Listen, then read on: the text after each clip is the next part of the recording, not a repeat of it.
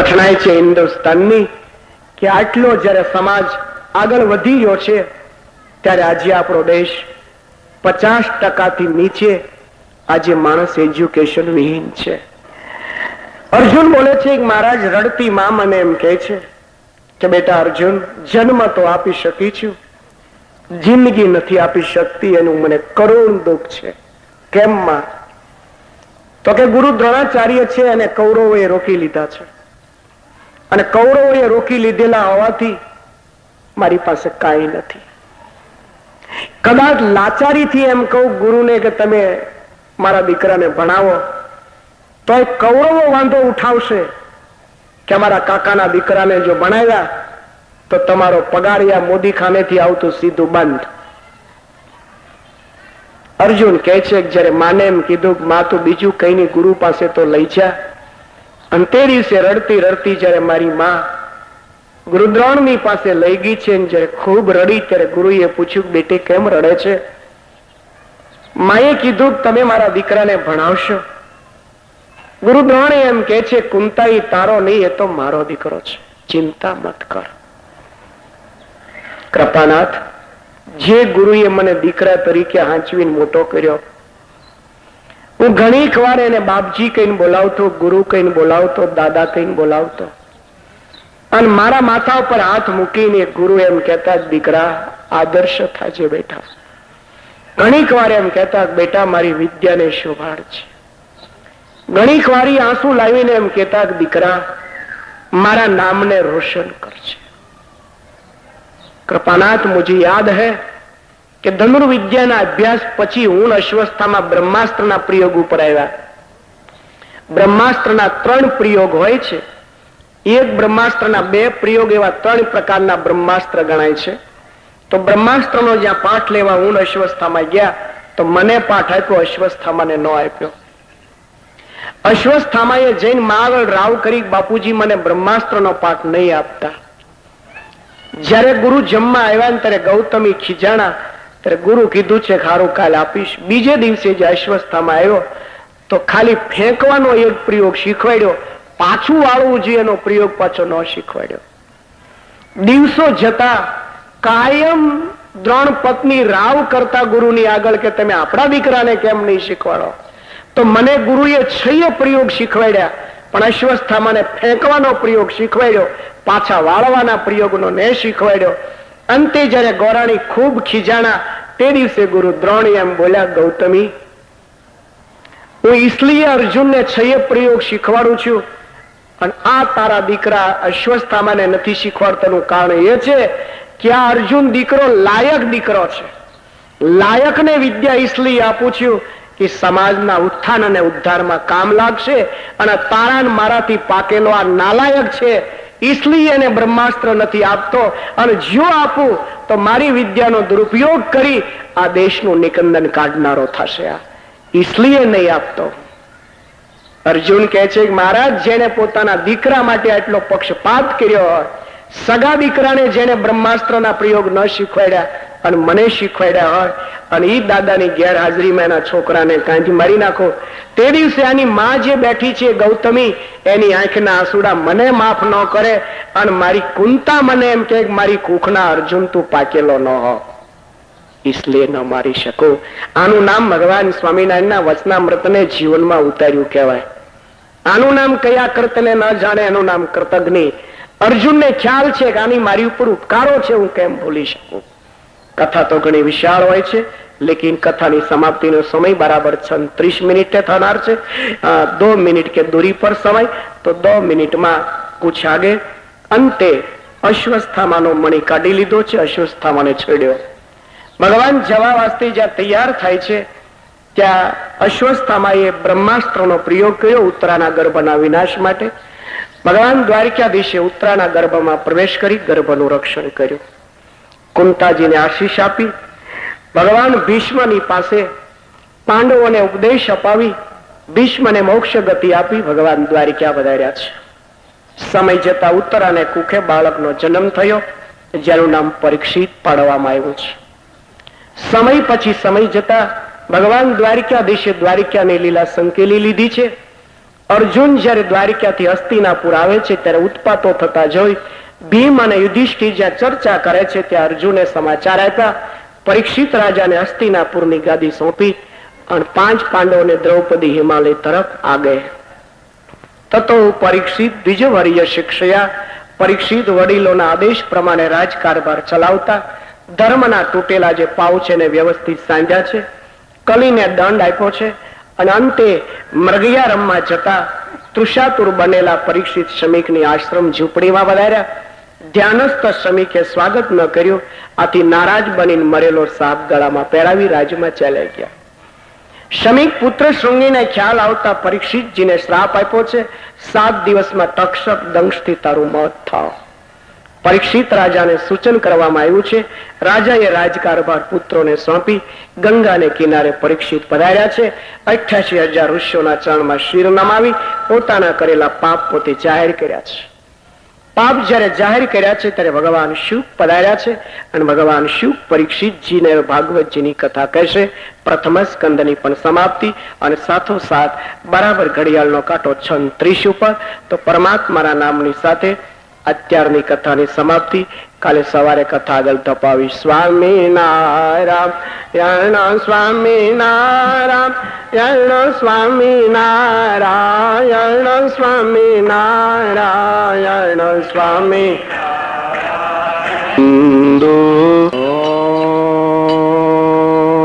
ઓમ શ્રી સ્વામિનારાયણ નમો નમઃ.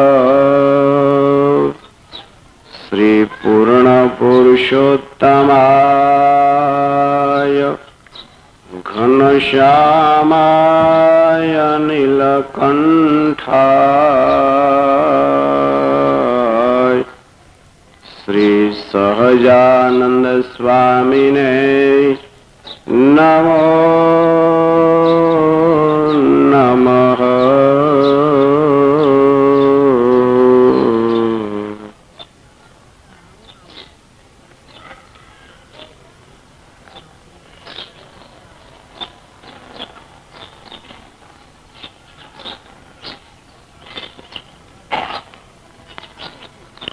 બોલો સ્વામિનારાયણ ભગવાનની.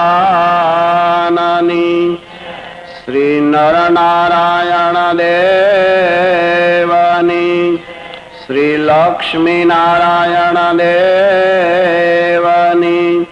શ્રી રાધારમણ દેવની. શ્રી મદન મોહનજી મહારાજની. શ્રી ગોપીનાથજી મહારાજની. શ્રી બાલકૃષ્ણલાલ કી. શ્રી કષ્ટભંજન દેવની. ઓમ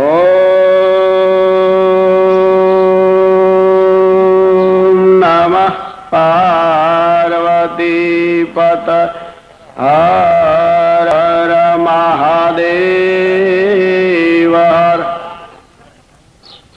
શ્રી શુકોવાચ વર્યાને શતે પ્રશ્ન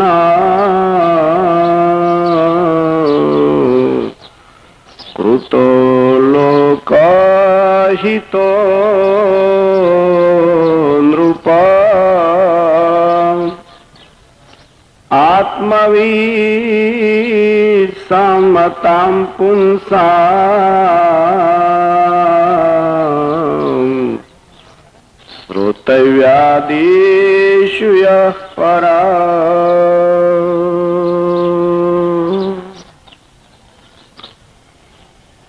ભાગવતજીના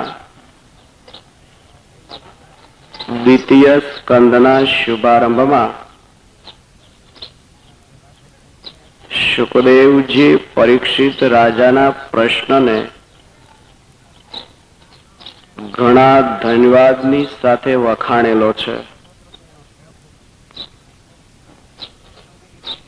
પરીક્ષિત રાજાનો પ્રશ્ન છે, મરણ સન્મુખ પ્રાણીએ કરવું કે જેનાથી મોક્ષ ભાગી બની શકાય? પરીક્ષિત રાજાનો પ્રશ્ન વ્યક્તિગત ઉદ્ધાર માટે નથી દેખાતો. પરીક્ષિત રાજાનો પ્રશ્ન સારાએ પ્રાણીઓના ઉત્થાન અને ઉદ્ધાર માટે દેખાય છે.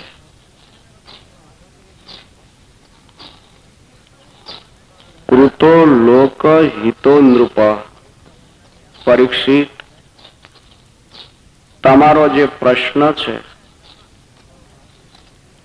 અનેક લોકોનું હિત કરનારો પ્રશ્ન છે.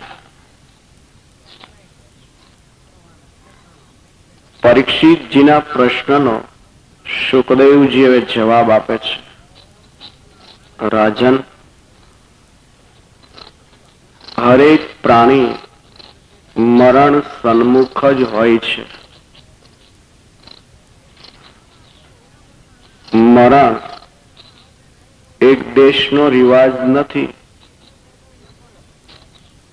મરણ પ્રત્યેક વ્યક્તિ માટે હોય છે.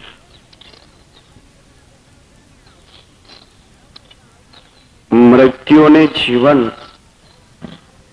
કોઈ અલગ ચીજ નથી. મૃત્યુ અને જિંદગી બંને સાથે જ શરૂ થતા હોય છે.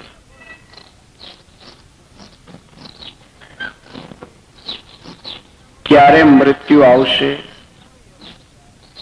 કેવા રૂપમાં આવશે, કયા સ્થળે આવશે એ નક્કી કરવું બહુ મુશ્કેલ છે. ભાગવતજીમાં વારંવાર આ વિચારો આવ્યા છે. ભારતીય હરેક શાસ્ત્રોએ મૃત્યુની વાતો બહુ વિસ્તારથી બતાવી છે. મૃત્યુની વાતોને સાંભળી નિષ્ક્રિય નથી બની જવું. મરણની વાતોને સાંભળી જીવનને પ્રમાદી નથી કરી નાખો. મૃત્યુની વાતોને સાંભળી જીવનને કંઈક આગળ ધપાવવું છે. ઘણીક વાર મૃત્યુની વાતોને સાંભળતા આપણે નિષ્ક્રિય બની જતા હોઈએ છીએ. જે અનિવાર્ય બાબત છે એને વાસ્તે અફસોસ કરવો પણ નકામો છે. મૃત્યુ તમે નહીં ઈચ્છો ને છતાંય તો આવનાર છે. મૃત્યુના 3 પ્રકાર હોય છે. એક મૃત્યુને સ્વેચ્છા મૃત્યુ કહેવામાં આવે છે. એક મૃત્યુને આયુષ મૃત્યુ કહેવામાં આવે છે. અને એક મૃત્યુને આપઘાત મૃત્યુ કહેવામાં આવે છે. સ્વેચ્છા મૃત્યુ જે છે એ ભીષ્મ જેવાની સ્થિતિ ગણાય છે કે જ્યારે એને અનુકૂળ આવે છે ત્યારે શરીરને છોડે છે. આપઘાત મૃત્યુ અને સ્વેચ્છા મૃત્યુ આ બંનેમાં લગભગ સમાનતા દેખાશે. આપઘાત મૃત્યુ એ આયુષ હોય અને છતાં મરણ સ્વીકારે છે એ આપઘાત મૃત્યુ છે. બીજું મૃત્યુ છે સ્વેચ્છા. જ્યારે પોતાની ઈચ્છામાં આવે ને ત્યારે શરીર છોડી પ્રભુ ચરણમાં જે ચાલ્યું જવું એ સ્વેચ્છા મૃત્યુ છે. दोनों में यही फर्क कि આપઘાત મૃત્યુ એ કંટાળાનું મૃત્યુ છે, સ્વેચ્છા મૃત્યુ એ આનંદનું મૃત્યુ છે. આપઘાત મૃત્યુ છે ને એમાંથી પાપ પેદા થાય છે. સ્વેચ્છા મૃત્યુ છે એમાંથી કર્મ પેદા નથી થતું. આપણે ત્યાં એક પ્રથા હોય છે, જીવતા સમાધિ લેવાની. હું એકવાર કથા કરવા ગયેલો, એક સંન્યાસીની જ કથા. તો સરસ પોતાના આશ્રમનો ગાર્ડન હતો એ બતાવતા બતાવતા એક વૃક્ષના ઝાડ નીચે ઊંડો ખાડો ખોદીને તૈયાર કરાવેલો. આયોજકો બતાવતા બતાવતા પેલો ખાડો આવ્યો એટલે મને કે આ બાજુ હાલ છે. મેં પેલો ખાડો જોઈ એટલે મને એમ થયું કે આ ગેસ પ્લાન્ટ નાખવાનો હશે. ગેસ પ્લાન્ટ હોય તો ગોળ હોય, આ ચોરસ છે એટલે એ તો નહીં છે. વિચાર આવ્યો કઈ હોજ બનાવવાનો હશે. એક બે વિચારો જ્યાં શમ્યા ને ત્યાં જ પૂછવાનો વિચાર થયો એટલે સ્વાભાવિક પૂછ્યું, હા બાપજી આ શું? તો મને કહે છે કે આપણે અત્યારે નહીં સમજાવું, તો કથાની સમાપ્તિ પછી. મને ઓર ઇન્તેજારી વધી. કીધું બાપજી વાત તો કરો. તો મને કહે છે કથાના પ્રારંભમાં જે તમારી પૂજા કરનાર છે અને સમાપ્તિમાં જે તમારી આરતી કરનાર છે એ આ મારું જે શરીર છે ને એને સમાપ્તિ પછી આમાં પધરાવવાનું છે, એટલે આ તૈયાર કર્યું છે. કીધું આ મને ખબર હોત તો કથા કરવા જ ન આવત. આમ કે તો સમાધિ લેવાની છે, જીવતા લેવાની છે. અને કે હા, એટલે તો આયોજન આખું ગોઠવ્યું છે. આપની કથાની આરતી થઈ રહી, હજારો એકત્રિત થયેલા જે શિષ્યો છે બધા પ્રસાદ લઈ લે એટલે 1:45 મિનિટે મારામાં બેસવાનું છે. આનું નામ સ્વેચ્છા મૃત્યુ છે. એમાં પાપ નહીં લાગે, આપઘાતનો એમાં દોષ લાગુ નહીં પડે. બે મૃત્યુ, એક આપઘાત, એક સ્વેચ્છા. આપઘાત મૃત્યુ છે એ સંસારનો કંટાળો ગણાય છે. માણસને અતિ જ્યારે સંસાર કંટાળાજનક લાગે, પરિવારનો કંટાળો આવે, પતિનો કંટાળો આવે, પત્નીનો કંટાળો આવે, બાળ બચ્ચાનો કંટાળો આવે,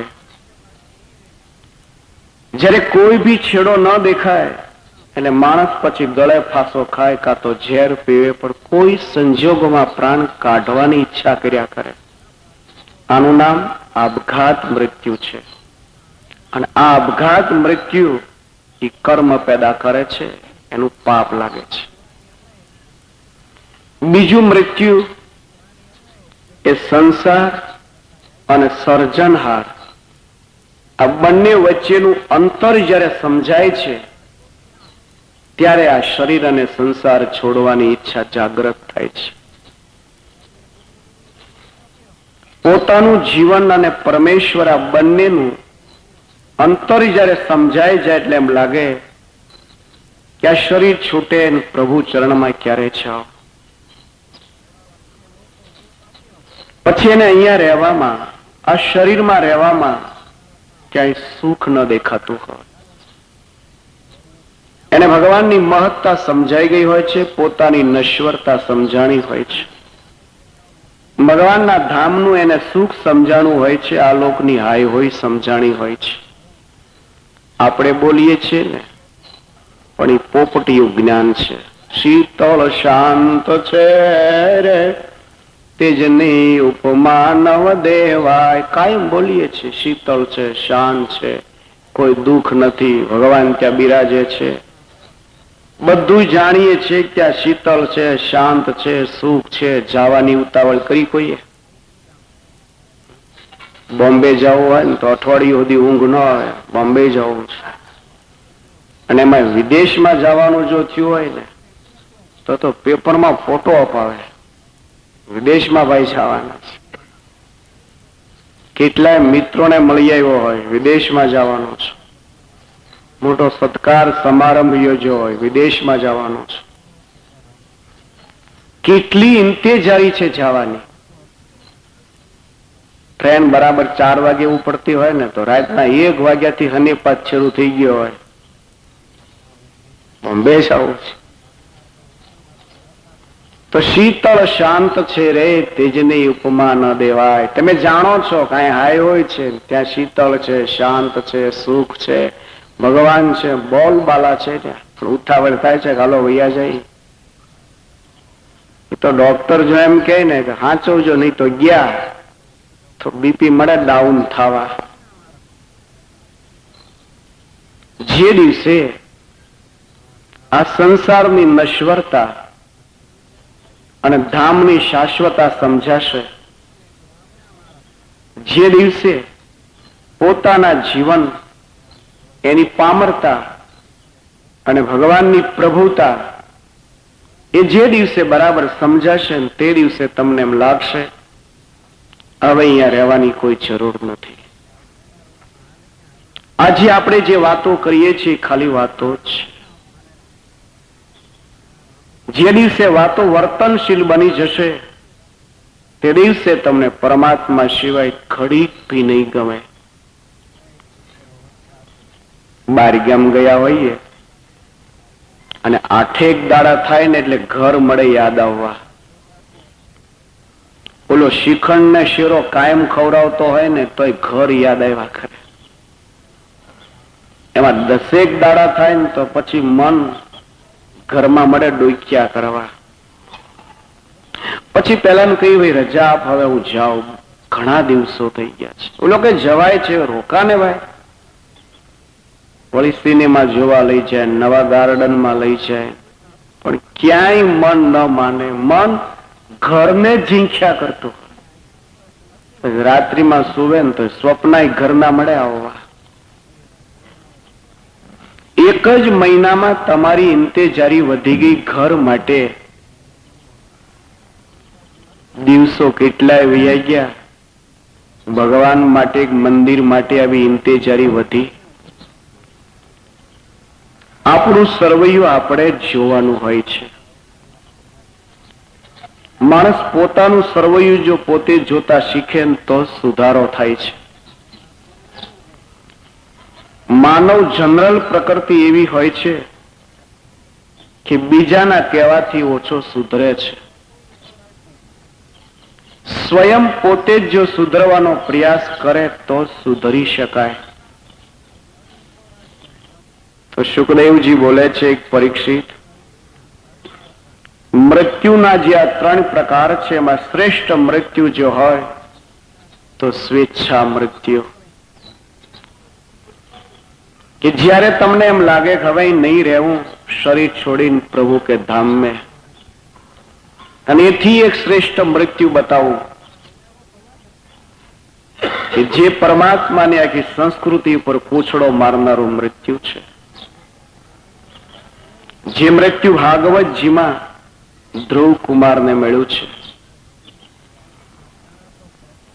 જે મૃત્યુ સ્વામિનારાયણ સંપ્રદાયમાં જોધા ભક્તને મળ્યું છે.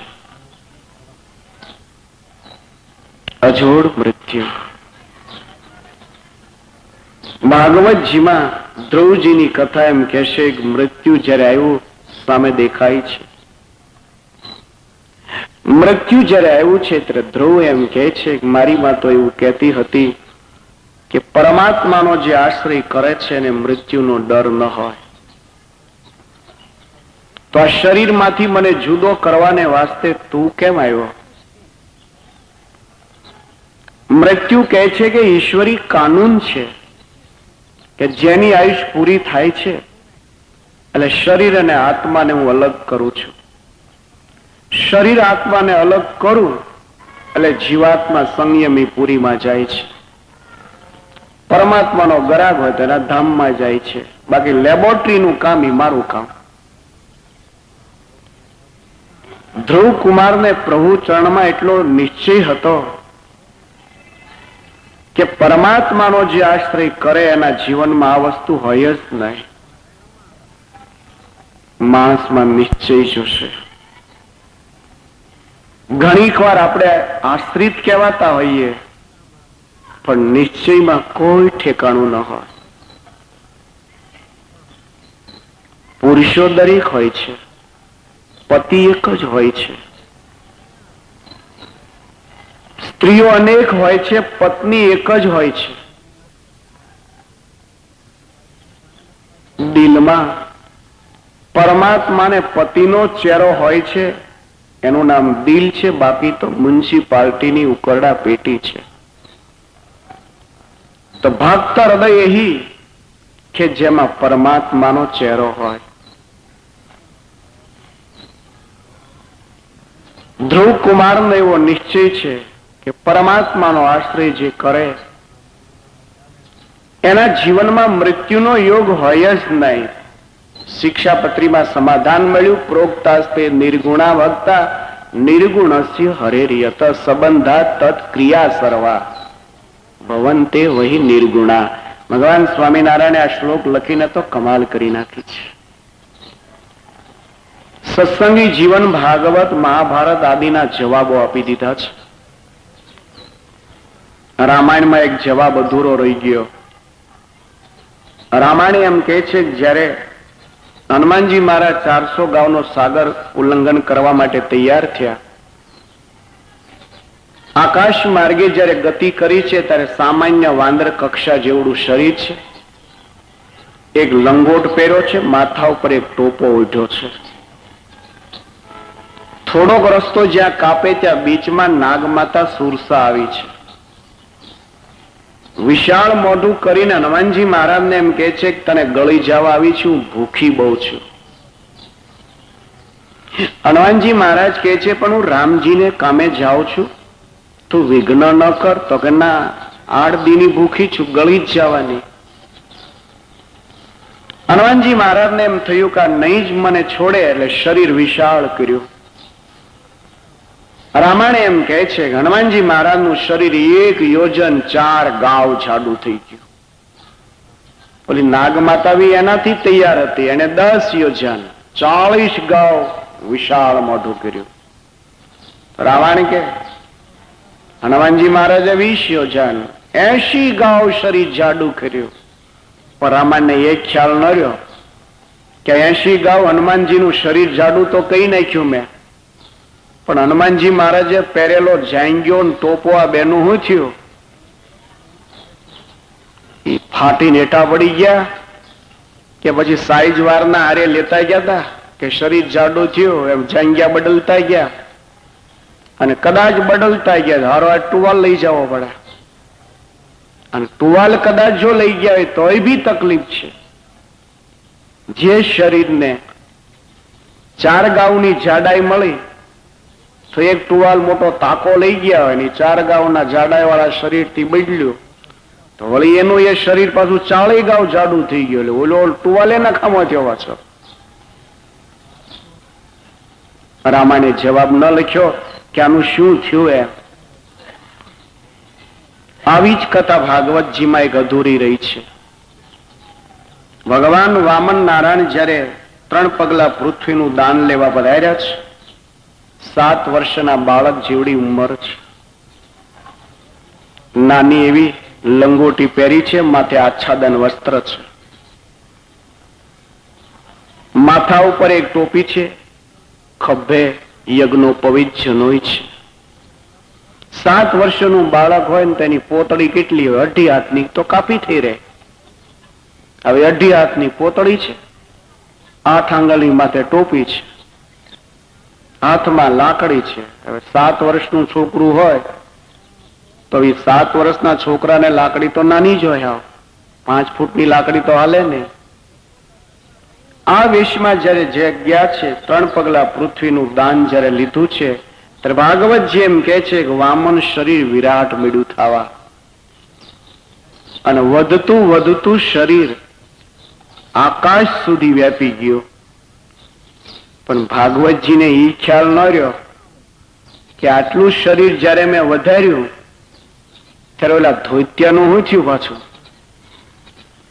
એ રહ્યું તો ફાટી ગયું તું કે પછી હારે બીજા લઈ ગયા તા કે બદલતા ગયા તા? થયું શું?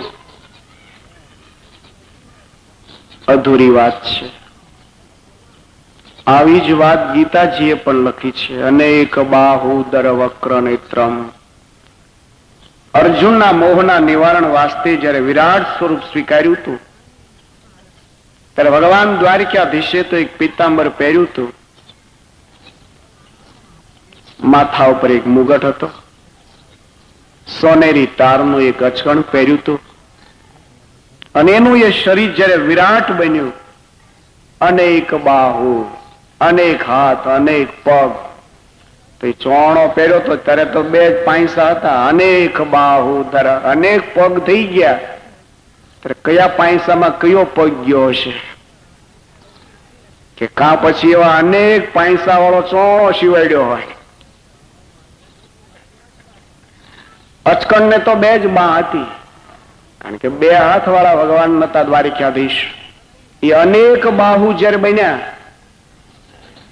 તો પછી ઓલી બે બાહુ હતી એ બે માં તો હાથ રહ્યા, પણ બાકીના હાથ બધા ખુલ્લા રહ્યા હશે કે પછી દ્વારિકાથી એવું શિવાડતા એવા હશે કે બે બાય વાળું કાઢીને 1000 બાય વાળું પહેરી લીધું હોય. આ વાસ્તવિક છે કે કાલ્પનિક છે? કોઈ આ બધાનો જવાબ ભગવાન સ્વામિનારાયણ શિક્ષાપત્રીના એક શ્લોકમાં આપ્યો. કમાલ છે શિક્ષાપત્રી. શિક્ષાપત્રી શાસ્ત્ર નથી, મુજે તો એમ દેખાય છે કોઈ તો ભગવાન સ્વામિનારાયણનું બોલતું ચાલતું એક હૃદય હોય, જેને શાસ્ત્રોના જવાબો આપ્યા છે. એક જ શિક્ષાપત્રી એવું જોવા મળશે શાસ્ત્ર કે જેમાંથી રામાયણનો જવાબ મળશે, ભાગવતજીનો મળશે, તમને ગીતાજીનો મળશે. હરેકના જવાબ એક શિક્ષાપત્રી જ પૂરા પાડ્યા કરશે.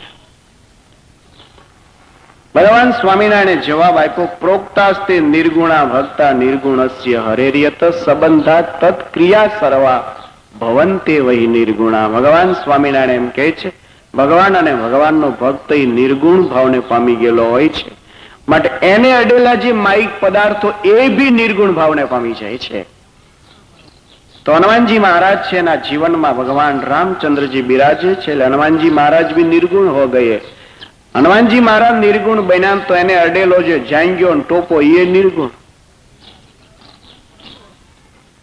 સમજવા જેવું મૃત્યુ એ બતાવી રહ્યો છું કે જડ જે કપડું છે એ જડ કપડાને નિર્ગુણ ભગવાનના ભક્તોનો યોગ જયારે થયો ત્યારે એમાંથી જો માઇકપણું નાબૂદ થઈ જતું હોય, એ કપડું જો નિર્ગુણ ભાવને પામી જતું હોય, તો ભક્તનું રહેલું જે માઇક શરીર એ કેમ નિર્ગુણ ન બને? બનવું જોઈએ. એવી ઘટના ધ્રુવજીના મૃત્યુમાં દેખાય છે કે મૃત્યુના માથા ઉપર પગ મૂકીને જયારે આકાશ માર્ગે ગયા છે તો ધ્રુવ છે પ્રભુના એકાંતિક ભક્ત છે, તો ધ્રુવ નિર્ગુણ ભાવને પામ્યા છે. નિર્ગુણને પામેલા હોવાથી શરીર પણ નિર્ગુણ ભાવને પામી ગયું. શરીરનું શું થયું? ભાગવતજીએ ચોખવટ ન કરી. ऐसी घटना द्वारिका में बनी मीरा के इतिहास में. દ્વારિકાધીશની સામે જ્યારે મીરાએ મેવાડનો કાગળ મૂક્યો, દ્વારિકાધીશની સામે હાથ જોડ્યા છે, પ્રભુ જ્યારથી તને પરણી છું ત્યારથી મેં તો નક્કી કરી નાખ્યું છે કે તુમ મેરે ઠાકોર. મીરા બોલે છે, તુમ મેરે ઠાકોર मैं तेरी दासी, जो तुम तोरो कृष्णा मैं नहीं तोरू. તું तुम संग तोरी प्रिया कौन संग जोरू। तुम संग तोरी कृष्णा कौन संग जोरू। જ્યારથી પ્રભુ મેં નિર્ણય કર્યો હું તારી છું, ત્યારથી તો મારા વિચારો મેં તને સમર્પિત કર્યા છે. જીવનમાં ભક્ત થવું છે, ધાર્યું મનનું કરવું છે. ભક્ત તો यही है કે પરમાત્માના ગમતામાં જે હંમેશા રાજી રહેતો હોય. દાદાને ઘરે દીકરો નહોતો ને તો એનો અફસોસ નહોતો, નહીં તો 500 સંતો અહીંયા રહેતા લીમતરુ નીચે, આખું પાવર હાઉસ ઘરે, એને ઘરે જ દીવો નહીં. એક વિચિત્રતા દેખો, જેને ત્યાં આખું પાવર હાઉસ, જેને ત્યાં 500 જનરેટર, છતાં દાદાને ઘરે દીવો નહોતો એમ ઇતિહાસ કહે છે. ભગવાન સ્વામિનારાયણ ને કાને જયારે આ વાત ગઈ છે ત્યારે પ્રભુ દાદાને બોલાવીને કહે છે કે દાદા ફરીવાર લગ્ન કર, તારે ઘરે દીકરો થાય. એ તો એ દાદા ખાચર હતા એટલે ભગવાનની સામે હાથ જોડીને માથું ઝુકાયું. બાકી 1984 નો જો દાદો હોત તો એમ કહી દેત કે તમારું ભગવાન પણ મને આપો, જાઓ છપૈયા વાપસ, નહીં જરૂર. અહીં પપુડા તો આખી દુનિયા વગાડે છે, બીજી વાર લગ્ન કર ને દીકરો થાય.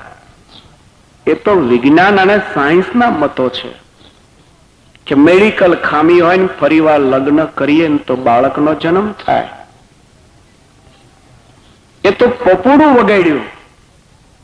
આપ સર્વાવતારી ભગવાન જો કહેવાતા હો તો હાંબેલું વગાડો.